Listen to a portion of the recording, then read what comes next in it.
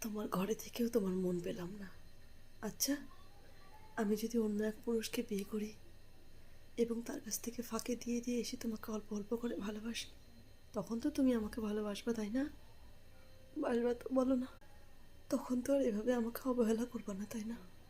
আমি জানি তখন তুমি অবহেলা করবা না।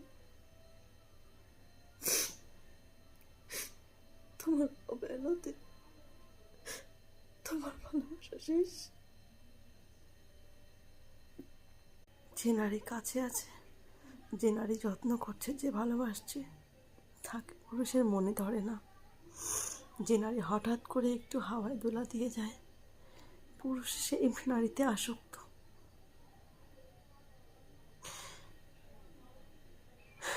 নারী, তুমি বড়ই ভাগ্যবতী।